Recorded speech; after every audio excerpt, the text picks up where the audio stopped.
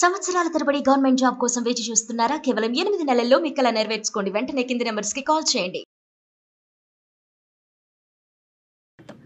నమస్తే కళ్యాణ్. నమస్తే జగర్. వినోద్ అనే ఒక పర్సన్ మనకి మెయిల్ చేశారండి. పెళ్ళైపోయింది, సుఖంగా వెళ్ళిపోతుంది జీవితం. మళ్ళీ బయట అమ్మాయి కూడా కాదటండి, ఇంట్లో అమ్మాయి, చుట్టాలు. ఏం జరిగిందో అర్థం కావట్లా.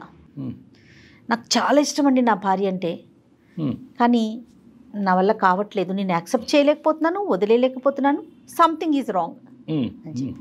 సరే, ఒకసారి మీతో మాట్లాడిస్తానని చెప్పాను. తప్పకుండా మేడం, ఒకసారి కాల్ చేద్దామండి.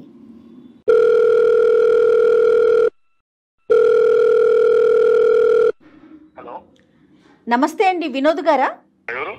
నేను జయానండి, సుమన్ టీవీ అందమైన జీవితం ప్రోగ్రాం నుంచి కాల్ చేస్తా ఉన్నాను. మేడం నమస్తే మేడం. నాతో పాటు డాక్టర్ కళ్యాణ్ చక్రవర్తి గారు ఉన్నారు. మీ సమస్యను ఒక్కసారి మాట్లాడతారా? చెప్తాను. Hello Vinod sir. నమస్తే సార్. నమస్తే నాన్న. ఏంటి నాన్న సమస్య? ఏ ఊరు మీది? సార్ మాది చిత్తూరు సార్. ప్రస్తుతం హైదరాబాద్ లోనే నేను పనిచేస్తున్నాను. Right, okay okay. చెప్పు నాన్న, ఏంటి సమస్య? సార్ నాకు పెళ్ళి 3 ఏళ్ళు అవుతుంది సార్. ఆ అమ్మాయి పేరు లాస్య సార్. తను పుట్టినప్పటి నుంచే నాకే పెళ్లి చేయాలంటున్నారు సార్. నాకు ఇచ్చే పెద్దవాళ్ళు. నాకు అంత చదువు అంత అప్పలేదు సార్. మీరేం చేస్తూ ఉంటారు? మీరేం చదువుకున్నారు? IT చేసేవాను sir. ఐటీఐ చదువుకున్నారు. ఆవిడ బీటెక్ చేసింది. సో తనకి నేనంటే ఇష్టము. సో మీరిద్దరు అయితే ఒకరికొకరు కావాలి అని అనుకున్నారు. పెద్దవాళ్ళకి మాత్రం మీ ఇద్దరు కావాలనుకోవటం ఇష్టం లేదా? ముందు ఒప్పుకున్నారు సార్. తర్వాత నాకు అంత పెద్ద ఉద్యోగం లేదని ఒప్పుకోలేదు సార్. వాళ్ళు ఒప్పుకోలేదు. వేరే పెళ్లి చూపులు కూడా చేయించారు సార్. కానీ ఆ అమ్మాయికి ఇంకా వాళ్ళ ఇంట్లో వాళ్ళు ఎక్కువ ఫోర్స్ చేస్తే కూర్చునింది సార్ పెళ్లి చూపులకి. పెళ్లి చూపుల వరకు అయితే వెళ్ళింది, బలవంతంగా వెళ్ళింది. ఇంకా చివరికి మేమిద్దరం వచ్చేసినాం సార్. వచ్చి తిరుపతిలో పెళ్లి చేసుకున్నాము కొండపైన. మీ ఇంట్లో కూడా ఒప్పుకోలేదా వినోద్ గారు? మా ఇంట్లో కూడా ఒప్పుకోలేదు మేడం. ఇప్పుడు వాళ్ళ ఇంట్లో అంటే కనుక మీకు ఉద్యోగం స్థిరంగా లేదు, చదువు లేదని. మీ ఇంట్లో అభ్యంతరం ఏంటి? ఇప్పుడు మా మామయ్య ఉన్నాడు కదా, ఆయన అంత మాట్లాడుతుంటే మా అమ్మకి నచ్చలేదు. మా నాన్న లేరు. మా మామయ్య అట్లా మమ్మల్ని చాలా తక్కువ చేసి తీసి పారేసినట్టు మాట్లాడినాడు సార్. అటు మాట్లాడితే ఇంకా మా అమ్మకి నచ్చలేదు. చిన్నప్పటి నుంచి ఆ పిల్ల అంటేనే నాకు మనసు. లాస్యా కూడా అంతేనండి? నేనంటే పిచ్చి మేడం. మా పిల్లకి పెళ్లి చేసుకుని ఇంకా నా ఫ్రెండ్ కూడా హైదరాబాద్ లో జాబ్ చేస్తున్నాడు మేడం. వాడిని అడిగాను ఎక్కడైనా ఉంటే ఉద్యోగం చూడటం వస్తాను అనేసి. నాకు ఆల్రెడీ మెకానిక్ చేస్తుంటాయి ఇక్కడ. ఇంకా హైదరాబాద్ కి వచ్చి ఇక్కడ 3 years అయింది మేడం. 3 ఏళ్ళు అవుతుంది. లాస్య ఏం చేస్తుంది? తనకి ఏమి పని చెప్పట్లేదు సార్. నేను ఇంట్లోనే ఉంచాను. పిల్లలు లేరుగా? మాకున్న పరిస్థితుల్లో ఇప్పుడు పిల్లలు వద్దనుకున్నాను సార్. ఇప్పుడు అంత స్తోమత లేదు కదా సార్. కాదు, పిల్లలు వద్దు అనుకున్నారు, కానీ ఉద్యోగం చేయడానికి ఏంటి అమ్మాయి హైదరాబాద్ సిటీలో? తనకి ఇష్టం లేదా ఏంటి? నాకు ఇష్టం లేదు మేడం. చిన్నప్పటి నుంచి అంత బాగా చూసుకున్నాను. ఎందుకు తనని బయటకు పంపించాలి? ఎందుకు ఉద్యోగం చేయించాలి? తను మీ ఉద్దేశంతో ఏకీభవిస్తుంది అంటే ఓకే నేను ఇంట్లో కంఫర్ట్ గా ఉన్నాను అంటదా, లేకపోతే ఎట్లా ఉంది తన మెంటాలిటీ ఏంటి? తను బాగానే ఉండింది మేడం. 2-3 ఏళ్ళు బాగానే ఉన్నాము. ఎందుకో మేడం కొద్ది రోజులుగా తన ప్రవర్తన నాకు అర్థం కావట్లేదు మేడం. నాకు ఏడుపు వస్తుంది. అయ్యో. పెద్దలతో కాంటాక్ట్ ఉందా? లేదు సార్. కాంటాక్ట్స్ తగ్గిపోయినాయి. లేదు, మా అమ్మతోనూ లేదు సార్. సో కాంటాక్ట్స్ తగ్గిపోయినాయి అంటే అంత ఇష్టపడి వచ్చినటువంటి ఆడపిల్లకి ఈ రోజు నువ్వంటే ఇష్టం లేకుండా ఉండటం అంటే? ఈ మధ్య గత 3-4 నెలల నుంచి నా దగ్గరికి కూడా రావట్లేదు. పిలిస్తే పలకదు, మాట్లాడిస్తే మాట్లాడదు. ఏదో పరవాన్ని చూసినట్టు చూస్తాను సార్. నన్ను రూమ్ లో కూడా రానివ్వట్లేదు సార్. తలుపేసేస్తుంది. నేను హాల్లోనే పడుకుంటున్నాను సార్. 10 రోజుల నుంచి చూస్తున్నాను మేడం. తన ఒంటి మీద బంగారు చూస్తున్నాను. ఫోన్లు కొత్త చూస్తున్నాను. ఓ, ఫోన్లు, బంగారం కూడా? బంగారం కూడా సార్. మీరు అడిగారా అమ్మాయిని ఎక్కడివి ఏంటని? అడిగినాను మేడం. అడిగితే ఇది అమ్మ వాళ్ళు తీసిచ్చినారు, నీకు కూడా తీసిస్తా అన్నారు. నేనే ఇంటికి రమ్మంటే రానన్నారు. ఏదో చెప్తాను మేడం సంబంధం లేకుండా. పోలండి, తల్లిదండ్రులు మళ్ళీ ఆ అమ్మాయిని స్వీకరించారన్నమాట అనుకోవాలి కదా. నాకు లేదు సార్. నేను ఒకసారి ఇంటికి వెళ్ళాను సార్. మా మామయ్య వాళ్ళ ఇంటికి వెళ్తే వాళ్ళు నన్ను అక్కడే అవమానించారు. ఇంట్లో కూడా రానివ్వలేదు. మేము ఇప్పుడు వచ్చాము, అంత అబద్ధాలు చెప్పి మళ్ళీ మా ఇంటికి వస్తావు నువ్వు, పోరా బయటికి అన్నారు సార్. ఈ అమ్మాయికి మరి వాళ్ళ అమ్మ వాళ్ళు ఇవ్వలేదండి? అదే మేడం నాకు అర్థం కాలేదు మేడం. అదే తను అడిగితే ఇది తనేమంటుంది, ఇది అమ్మ వాళ్ళు ఇచ్చినారు అంటుంది. వాళ్ళ ఇంట్లో ఏమో మేము తీసిలేదు అంటారు. ఈ సాగు పెట్టుకుని మళ్ళీ మా ఇంటికి వస్తావా, పోరా బయటికి అని వాళ్ళు నన్ను గెంటేసినారు సార్. సరే, ఇచ్చిన వాళ్ళు అయితే ఇచ్చామని చెప్పడంలో వాళ్ళు ఎందుకు సంకోచిస్తారు? కానీ అంతే కదా సార్. అదే నాకు అనుమానం ఇచ్చి గట్టిగా అడిగినాను సార్ ఆ పిల్లని. అడిగితే ఏం చెప్పట్లేదు. కానీ తన ఫోన్ లో ఒక లవ్ సింబల్ వేసి ఒక ఫోన్ నెంబర్ ఉండే సార్. ఫోన్లు ఇవ్వటం ఆ అమ్మాయి చేతుల్లో కనిపించింది. తల్లిదండ్రులను ప్రశ్నించేటప్పటికి తల్లిదండ్రులు మేము ఇవ్వలేదు, నువ్వు వెళ్ళిపోరా, నువ్వు మా ఇంట్లో అడుగు పెట్టడానికి లేదని మిమ్మల్ని సాగరంపారు. ఇది కాకుండా మీకు వేరే అనుమానాలు ఏమైనా ఉన్నాయా? సార్ నేను ఎన్నిసార్లు మెకానిక్ షాప్ నుంచి చేస్తూనే ఉంటాను సార్. చాలా చేసినా సరే బిజీ వస్తూనే ఉంటాను సార్. ముందన్నా ఫోన్ నాకు చేసేది సార్ తనకి, ఇప్పుడు చేయట్లా. ఎప్పుడు చాటింగ్ లో ఉంటది, నేను వచ్చినా సరే. ఓకే, కొంచెం చాట్ చేసుకుంటూ తను నవ్వుకుంటా ఉంటది. ఈ ఫోన్ బిజీ చాటింగ్ ఇంతకు ముందు ఉండేది కాదు 3 నెలల క్రితం? లేదు సార్ అసలు లేదు. ఇంకానన్నా ఇక్కడ ఇంటి దగ్గర ఒక షాప్ ఉంది సార్. ఆ షాప్ లో అతను మా షాప్ లో పనిచేస్తాడు. వాళ్ళు చెప్తున్నారు సార్, మీ వైఫ్ ని ఎవరో కార్ లో తీసుకుని వెళ్తున్నారు అది ఇది అని చెప్పి నమ్మలేదు సార్. ముందు నాకు ఇదంతా చూస్తే అనుమానం వచ్చింది. నేను షాప్ కి వెళ్ళిన వెంటనే వెళ్తుందంట సార్ బయటికి. నేను షాప్ నుంచి వచ్చేసరికి వచ్చేస్తుందంట మళ్ళీ ఇంటికి. అంటే ప్రతిరోజు జరుగుతుందంటండి? రోజు వెళ్తుందంట మేడం. వాళ్ళు కనిపించినప్పుడు చెప్తున్నారు మేడం నాకు. సరే, ఈ 3 కలిపితే నీకు అనుమానం వస్తుంది. అనుమానం వచ్చి నేను కూడా వెళ్ళాను సార్. ఒకసారి ఇంటికి వెళ్తే నా ముందే ఒకసారి కార్లో వెళ్ళింది. నీ కళ్ళతో కూడా చూసావు? వెనకాల వెళ్తే షాపింగ్ వెళ్తాంది, సినిమాకి వెళ్తాంది. నాకు తట్టుకోలేకపోతున్నాను సార్ నేను. ఎవరు ఆ పక్కన ఉన్నవాడు? ఎవరు అతను? ఎవరో తెలియదు సార్ నాకు కూడా. చివరికి అడిగేసినాను సార్, మనసు చంపుకొని ఏదైతే అయింది అని చెప్పుకొని అడిగితే నీకు తెలియదు, నేను అనుమానిస్తాను అని చెప్పి తిరిగి నన్నే అంటాను సార్. నీదే అనుమానం అంటుందా? నేను నా కల్లారా నేను చూసాను అంటుంటే కూడా నమ్మట్లేదు సార్. లేదు, నువ్వు ఎవరినో చూసినావు, నేను ఒక్కటే వెళ్ళాను, ఎవరితో వెళ్ళలేదు అని ఇలా నాతో వాగ్వాదాలు పెడతాను సార్. ఆ స్మార్ట్ ఫోన్లు ఏవో ఉన్నాయి కదా, ఒక 2-3 ఫోటోలు వీడియోలు తీయలేకపోయావు? కార్ నెంబరు మాల్లో అక్కడ తిరుగుతున్నప్పుడు సార్.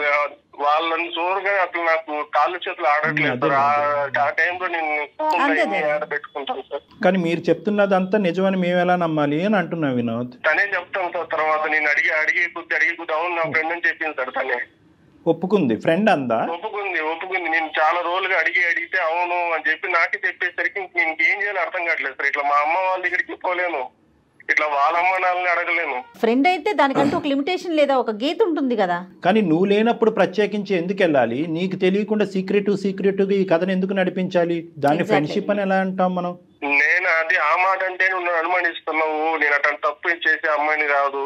ఫ్రెండ్షిప్ కి మించి ఏం పెద్ద వాళ్ళిద్దరి మధ్యన జరగలేదు అని అందా ఆ అబ్బాయికి తనకి? అంటుంది సార్, అంటుంది. కానీ ఇప్పుడు నాకుంటది కదా సార్, నా భయాలు నాకుంటది కదా సార్. నాకేట దూరం. ఓకే, నీకు దూరం అయిపోద్దని ఇన్సెక్యూరిటీ ఉంటుంది. ఈ అబ్బాయి ఎవరు? తను ఎవరో నాకు కూడా తెలియదు. అడిగితే నీకు నా మీద నమ్మకం లేదా అని చెప్పి నన్నే. అయ్యో, బాధపడకండి వినోద్. లేదులే వినోద్, అడుగుదాం. మన ప్రయత్నం మనం చేద్దాం, మాట్లాడదాం. కళ్యాణ్ గారు, అమ్మాయితో మాట్లాడితే తన ఉద్దేశం ఏంటి, తినే తప్పుగా అర్థం చేసుకుంటున్నాడా, లేదా ఏం జరుగుతోంది అనేది మనం తెలుసుకోవచ్చు. మీరు అన్నట్లుగా వినోద్, మీరైతే దేనికైనా సిద్ధంగా ఉండండి. నువ్వే కలుపు ఫోన్. చూద్దాం సార్, మీరు అమ్మాయితో మాట్లాడితే మీకు ఒక ఐడియా ఫామ్ అవుతుంది కదా. హలో, తిన్నావా? ఇందాకే చేసావు, మళ్ళీ ఎందుకు చేస్తున్నావు? ఎందుకంత కోపం నా మీద? నేనేం అడిగినా నిన్ను? పదే ఎందుకు కాల్ చేస్తున్నావు అంటున్నాను. మీ కోపడకమే, నేను చెప్పేది నువ్వు ఎందుకు ఇన్ని రోజుల నుంచి తేడాగా ప్రవర్తిస్తున్నావు? నీకేమైనా అనుమానంగా నేను అనుమానిస్తున్నాను? నేను చెప్పు. ఇన్నిసార్లు కాల్ చేసి అనుమానించడం అని అంటారు కదా, ఏంటి నా మీద ఏంటి డౌటా నీకు ఇన్నిసార్లు కాల్ చేయడానికి? మరి ఎప్పుడు చేసినా బిజీ వస్తానే ఉంటుంది. ఇందుకు ముందన్నా నువ్వు నాకు వెనక్కి చేసేదాన్ని, ఇప్పుడు అది కూడా చేయట్లేదు కదా నువ్వు. నాకు బిజీ ఉంటే ఎవరు కాల్ తీయరు.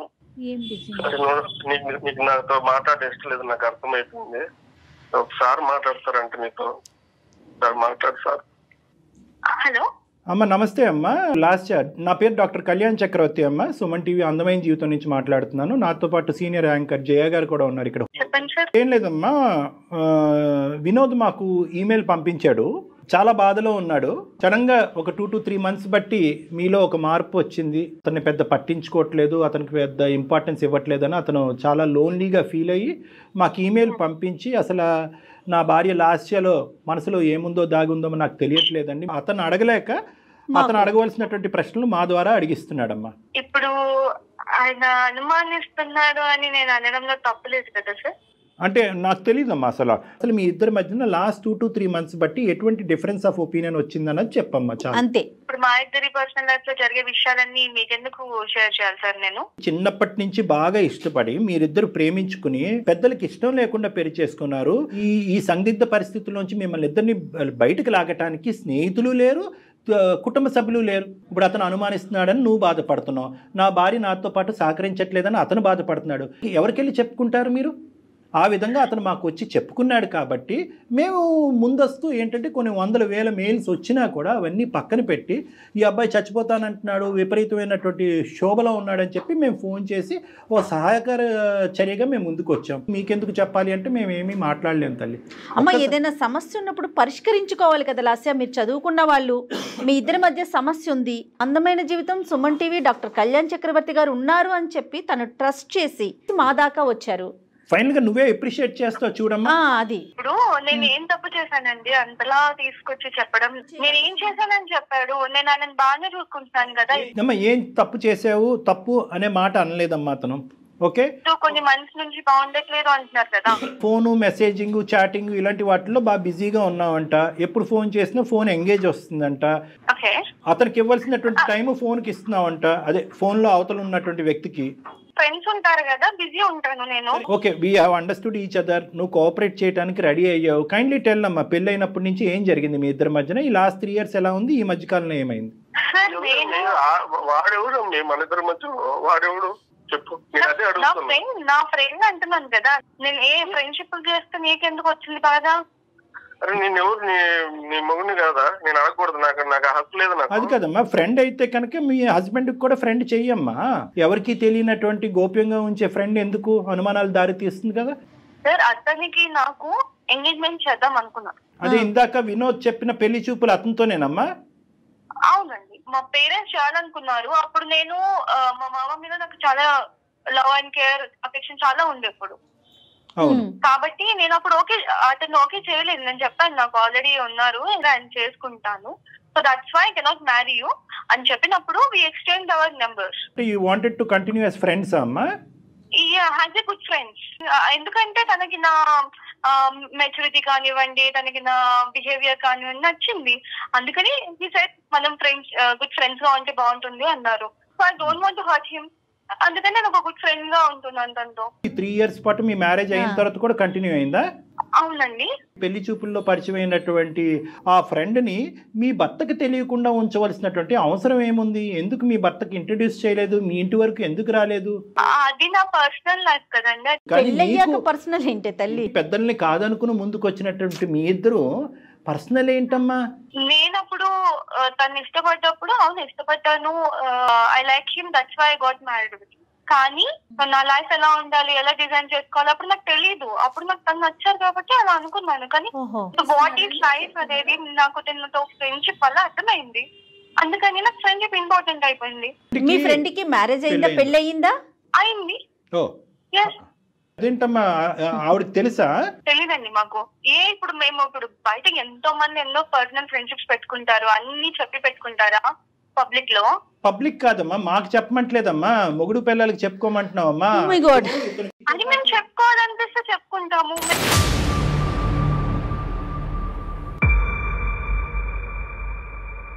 తను ఇక్కడే హైదరాబాద్ లోనే ఉంటారు కాబట్టి నాకు తనతో ఇంకా క్లోజ్నెస్, నాకు తన బిహేవియర్, తన way of living, life style అంతా నచ్చింది. ఇప్పుడు అవన్నీ మాకు తెలుస్తున్నాయమ్మా. ఇప్పుడు అతని స్థానం ఏంటి, నీ భర్త అయ్యే స్థానం ఏంటమ్మా? What is the problem with him? I don't have any problem with him. నేను తనతో ఉంటున్నాను కదండి. కేవలం మీది ఫ్రెండ్షిప్ ఏనా? దానికి మించింది ఏమన్నా ఉందా? మీకు ఎందుకు చెప్పాలండి అంటున్నాను. అమ్మా ఎందుకు చెప్పాలి అని అన్నా అదే మీనింగ్ వస్తుంది, చెప్పకూడదు అన్నా కూడా అదే మీనింగ్ వస్తుంది. సో నువ్వు చెప్పకుండానే ఏది చెప్పాలో చెప్పేసావు. ఇప్పుడు చెప్తే అని తెలుసుకుని ఏం చేస్తారు? ఎందుకు చెప్పు? ఇక్కడ నేను ఉన్నాను, నీకోసం అన్ని వదులుకొని వచ్చినాను కదా. ఉన్నావు, ఏం చేసి పెట్టావు నాకు చెప్పు? ఏం చేసి పెట్టావు నాకు? ఏం కావాలమ్మా నీకు? ఏం కావాలి చెప్పు? నాకు కావాల్సిన లగ్జరీ లైఫ్ నాకు లేదు.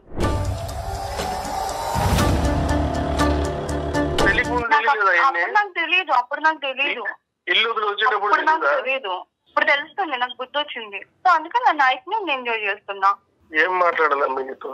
నువ్వు కావలసినటువంటి వ్యక్తి గురించి ఫైట్ చేసేసి తిరుపతి కొండ మీదకి వెళ్ళి పెళ్లి చేసుకుని ఈరోజు 3 సంవత్సరాల పాటు ఇరువైపుల కుటుంబాలను వదిలేసి ఇక్కడికి వచ్చి ఉన్నావంటే కనుక ఎంత మెంటల్ స్ట్రెంగ్త్ ఉండాలి మీకు, ఎంత ఇమోషనల్ మెచ్యూరిటీ ఉండాలి అని అనుకున్నాం. కానీ ఇక్కడ కాంట్రాస్టింగ్గా ఒక డిఫరెంట్ పిక్చర్ కనిపిస్తుందమ్మా, ఆపోజిట్ పిక్చర్ కనిపిస్తుంది మాకు. నీలో మెచ్యూరిటీ కాదు కదా, చాలా దిగువ స్థాయి ఇమ్మెచ్యూరిటీ ఉంది, తేలికతనం ఉంది, పెళ్ళి అనేటటువంటి దానికి సంబంధించిన విలువలు తెలియనటువంటి మనస్తత్వం ఉంది, ప్రేమ అంటే అర్థం పర్థం లేదు అన్నట్టు అనిపిస్తుంది.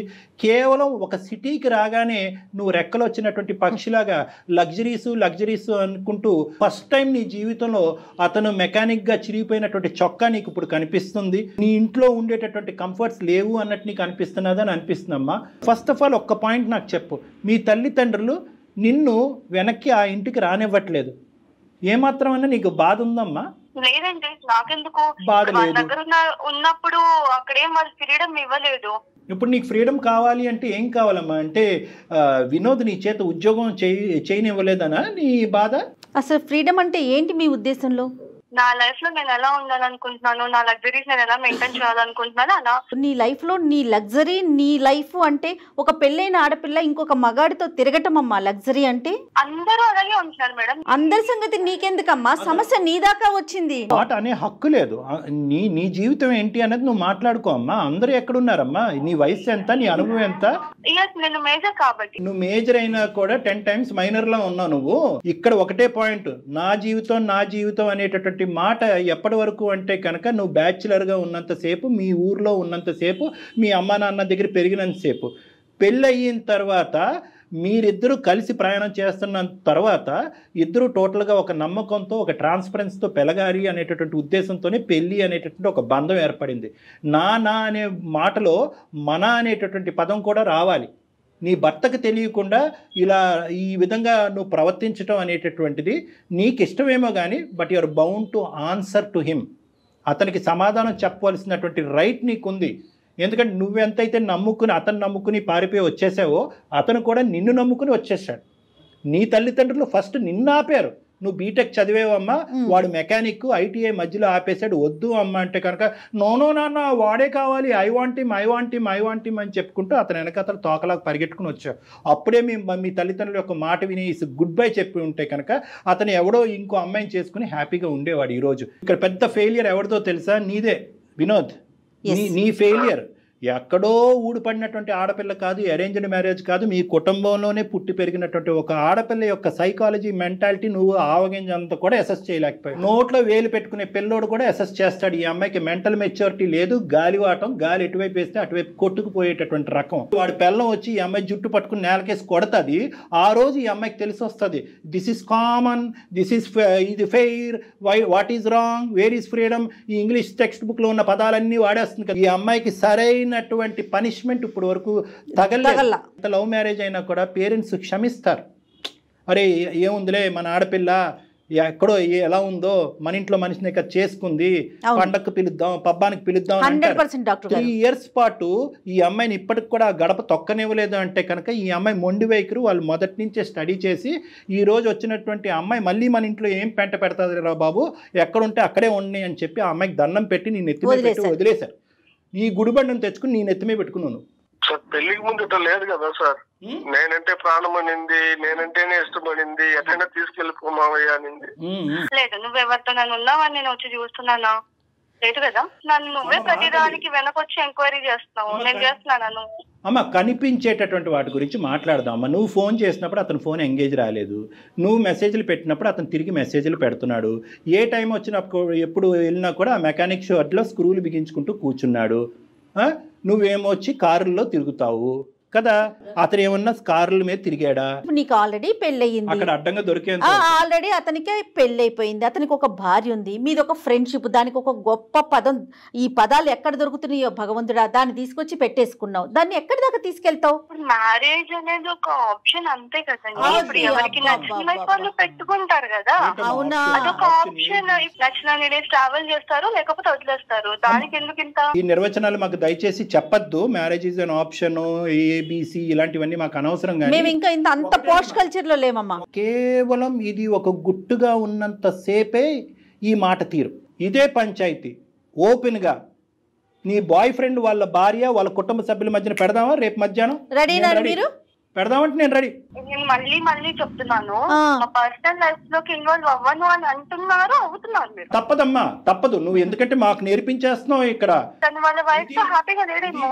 వాళ్ళ వైఫ్ తో అతను హ్యాపీగా లేడేమో, అందుకని నాతో ఫ్రెండ్షిప్ చేస్తున్నాడు అంటది. అమ్మ పిచ్చికి కూడా హద్దు ఉందమ్మా. అమ్మ నువ్వు మాట్లాడేటటువంటి అన్ని పిచ్చి మాటలు, ఇమ్మెచ్యూరిటీతో కూడినటువంటి మాటలు. మరి వాళ్ళ వైఫ్ మరి తిని ఎక్కడికి వెళ్తున్నాడు, ఏం చేస్తున్నాడు అవన్నీ ఎందుకు చూడట్లేదు కదా. ఇప్పుడు ఏం చూస్తున్నారు కదా, అబ్జర్వ్ చేస్తున్నారు, ఆవిడ అబ్జర్వ్ చేసుకోవట్లేదు కదా. ఇలాంటి వాటికని మేము సమాధానాలు చెప్పము, ఎందుకంటే కనుక ఆ అమ్మాయి నమ్మకంతో ఉంది కాబట్టి ప్రశ్నించట్లేదు. డాక్టర్ గారు అసలు ఈ అమ్మాయితో కంటిన్యూ చేయటమే తప్పండి. ఇప్పుడు మాట్లాడిన ఇంతసేపులో ఎక్కడైనా అనిపిస్తోందా ఈ అమ్మాయిలో మనం మార్పు తీసుకురావచ్చు, మీరు కూర్చొని మాట్లాడితే అనే థాట్ మీకు వస్తుందండి? చెప్పండి. ఎందుకంటే నేను చివరి వరకు వదలనమ్మా, కాబట్టి నా నమ్మకం నాది కాబట్టి ఒక్క ప్రయత్నం చేస్తున్నాను, దయచేసి వినమ్మా. Life is a very big ocean అమ్మా. ఈరోజు నువ్వు నిలబడినటువంటి ఎక్కడైతే నువ్వు నిలబడ్డావో, ఏవైతే ఆలోచిస్తున్నావో, ఏవైతే అనుభవిస్తున్నావో, ఇవన్నీ కూడా ఊహాజనకం. మనకి ఏదన్నా శిక్ష పడేటటువంటి పరిస్థితి వచ్చేంత వరకే ఇవి నిలబడతాయి. నువ్వు ఇంకా ఊహించుకోవట్లేదు. నీలో ఉన్నటువంటి ప్రధానమైనటువంటి లోపం ఏంటంటే పరిణామాల గురించి ఆలోచించట్లేదు తల్లి. నువ్వు నాకు నీ మీద కోపం రావట్లేదు, జాలేస్తుంది. మీ ఆయన్ని చూస్తే ఇంకా జాలేస్తుంది. ఈ కొత్తగా కనిపించినటువంటి వ్యక్తి నీకు దేవుళ్ళలా కనిపిస్తున్నాడు, ఎల్లకాలం నిలిచిపోతుంది అని అనుకుంటున్నావు. ఈ స్వర్గం ఎల్లకాలం నిలవదు అని ఒక్క మాట చెప్పాలి అని అనుకుంటున్నాను నీకు. ఈ సోకాల్డ్ స్వర్గం ఏదైతే నువ్వు అబ్బాయితో పాటు నువ్వు అనిపిస్తున్నావో ఇది ఎల్లకాలం నిలబడదు. ఆ అమ్మాయికి తెలిసి వస్తే కనుక మీ ఇద్దరిని రోడ్డుకి ఇచ్చేటటువంటి పరిస్థితి వస్తుంది. ఇప్పటికి కూడా భగవంతుడు నీకు ఒక అవకాశం ఇచ్చాడు అందమైన జీవితం ద్వారా. ఎప్పుడు ఉంటామో ఎప్పుడు పోతామో తెలియదు కదా సార్, అందుకని చెప్పు. నా మాట ఒక్కసారి వినమ్మా. ఇప్పుడు నాకంటూ ఎవరు లేరు, నువ్వు తప్ప. నీకంటూ ఎవరు లేరు, నేను తప్ప.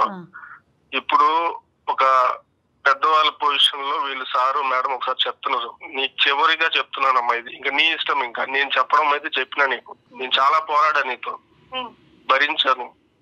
నేను ఎంతగాని భరించగలనమ్మా. నేను కూడా ఇంకా నాతోడు కూడా కాదమ్మా, నీ ఇష్టం. ఇంకా నేను అనుకున్నా నాకు తీసుకొచ్చివ్వగలవా? ఇప్పుడు మనకున్న పరిస్థితులకి నువ్వు కోరుకునేటివన్నీ రావు కదమ్మా. అమ్మా ఇది నువ్వు కోరుకుని వచ్చింది అమ్మా, ఇదేం బలంతో పెళ్లి కాదు. చెప్పాను కదా సార్, నేను తనతో ఉంది, నా ఫ్రీడమ్ నాకు కావాలని ఉండాలి అంతే. తనకి ఇంట్లో చేసి పెట్టాల్సిన చేసి పెడుతున్నాను. ఒకటి తల్లి, నా వంతు ప్రయత్నం నేను చేశా. ఎంతకాలం ఈ ప్రయాణం కొనసాగుతుందో, ఎన్ని తన్నులు తింటారో, ఎంత అవమానం పడతారో అనేది కాలమే నిర్ణయిస్తుంది. అందుగురించే బీటెక్ చదివినటువంటి అమ్మాయి ఇంట్లో పనిపాటు ఏమీ లేకుండా ఇంట్లో ఎందుకు కూర్చోపెట్టావంటే సుఖపడాలి సార్, నన్ను నమ్ముకుని వచ్చింది సార్, సుఖపడాలి సార్ అంటాడు. ఇప్పుడేమో వచ్చి ఇంట్లో కూర్చొని చేసే పంచాయతీ ఇది ఈ అమ్మాయి. నువ్వు జీర్ణించుకోలేనట్టు స్వేచ్ఛ ఇచ్చావు, దాన్ని నువ్వు అడ్వాంటేజ్ తీసేసుకున్నావు. ఈరోజు నీకు చెప్పేటటువంటి అవకాశం లేదు అని నేను అనుకుంటున్నానమ్మా. అయినా కానీ తల్లిదండ్రులు లాంటి వాళ్ళం ప్లీజ్ ఆలోచించమ్మా. ఇదన్నా అనుకో, అక్కడ మనస్సాక్షి అనేది ఒకటి ఉంటుంది వినోద్కి. అది అంటది, ఒరే ఏంద్ర బాబు పైపైన కడిగి ఇచ్చేస్తున్నారు ఈ ఇస్త్రీ, ఎంగిలి విస్తరిని, మళ్ళీ అందులోనే నిన్ను భోంచేయమంటారు, వద్దురా బాబా. అతని మనస్సాక్షి అతన్ని అంటది. కాబట్టి నీలాంటి వ్యక్తితో అనుక్షణం ఇలా కాపాడుకుంటూ ఫోన్లు చేస్తూ ఈ మెకానిక్ షెడ్లో ఉన్నంతసేపు ఇక్కడ ఇంట్లో ఏం చేస్తున్నావు అని అనుకుని అతను బ్రతకటం వ్యర్థం. వినోద్ ఏం చేద్దాం చెప్పండి. వినోద్ మీ ఒపీనియన్ చెప్పండి. మేడం నేను చెప్పాల్సినంత చెప్పాను మేడం తనకి. ఆ అమ్మాయి ఒప్పుకుంటే నేను ఇప్పుడు కూడా సిద్ధమే మేడం. కానీ తను ముందులానే ఉంటానంటే నేను కూడా ఎలా ఉండగలుగుతాను madam? Last and final question Lasya, అన్నీ వదులుకుని పద్ధతిగా జీవించేటటువంటి ఆలోచన నీకుందా? ఈ పిచ్చి పిచ్చి పనులన్నీ ఆపేసి అప్పుడే వినోద్ నీతో ప్రయాణం చేస్తాడు, లేదంటే గుడ్ బై అంటానికి రెడీగా ఉన్నాడు. ఏమంటావు? You don't have interest in this marriage or that person? You don't have interest in Vinod, so you have interest in that person. మీ ఇద్దరి మధ్యన ఒక పనికిరాని ఒక అక్రమ సంబంధం డెవలప్ అయ్యింది. పెళ్లి చూపులు కాస్త ఒక అక్రమ సంబంధం కింద బ్యాక్గ్రౌండ్లో కంటిన్యూ అయింది.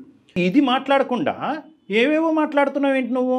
మీకు మేము చేతులు జోడించి బతిమాలాలా? అమ్మ తల్లిదండ్రులు లాంటి వాళ్ళు మారమ్మా, నీకు పరువు పోతుందమ్మా, కుటుంబం రోడ్డు మీకు వస్తుందమ్మా అని చెప్పి నిన్ను బతిమాలాలా? వద్దమ్మా, నీకు ఇవ్వాల్సినటువంటి టైం చాలా ఇచ్చాము.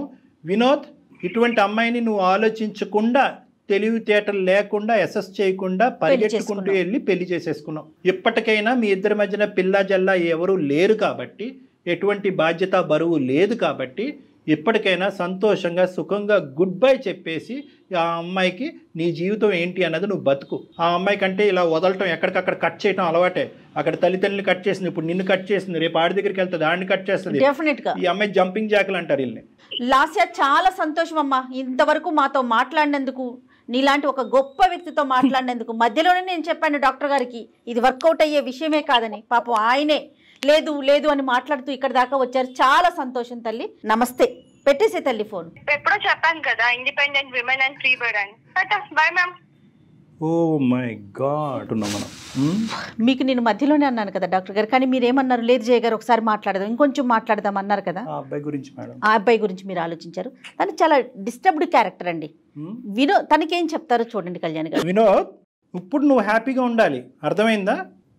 స్టార్టింగ్ లోనే చెప్పాను, చేదైనటువంటి నిజాలు నీకు వినిపిస్తాయి. ఇది కేవలం ఫ్రెండ్షిప్ కాదు, దానికి మించింది అంటే కనుక ఆ అమ్మాయి అసలు మొండిగా హ్యాపీగా ఒప్పుకుంది. ఇప్పుడు ఏమొచ్చి వెళ్ళిపోతానికి రెడీయా అంటే కనుక హ్యాపీగా వెళ్ళిపోతాను నేను, ఫ్రీ బర్డ్ అంది. అది ఎగిరి ఎగిరి ఇంకో పంజరంలో చిక్కుంటది, అది గుర్తుపెట్టుకో. ఇంకొకటి కూడా నేను చెప్తున్నా, నువ్వు హ్యాపీగా ఉండటం అనేది ఎంత ఇంపార్టెంటో మొండిగా ఉండటం కూడా అనేది అంత ఇంపార్టెంట్.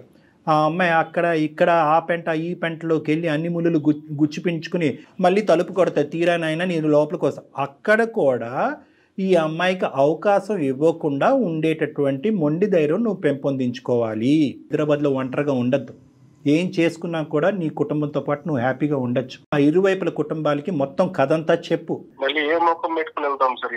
ఏం తప్పు చేసావని నాన్న? నువ్వేం చేయలేదు. నువ్వేం తప్పు చేసావు? నచ్చినటువంటి అమ్మాయితో ప్రయాణం మొదలు పెట్టాలని ముందుకు వచ్చావు. ఆ అమ్మాయి మధ్యలోనే గుడ్ బై చెప్పింది. నీకు ఈ టైంలో ప్రధానంగా కావాల్సింది ఒక సపోర్ట్ కావాలి, ఒక ఇమోషనల్ సపోర్ట్ కావాలి. నా అనేటటువంటి ప్రేమించేటటువంటి వాళ్ళు కావాలంటే మీ తల్లిదండ్రులతో కానీ మీ ఫ్యామిలీ మెంబర్స్తో కానీ డాక్టర్ గారు మాట్లాడతారు. మీకు అలాంటి ఇబ్బంది ఏదైనా ఉందంటే ఒక్కసారి కౌన్సిలింగ్ కూర్చుందాం. అలా కూర్చుందాం. ప్లస్ మీరు లీగల్ అడ్వైస్ కూడా తీసుకోవాలి.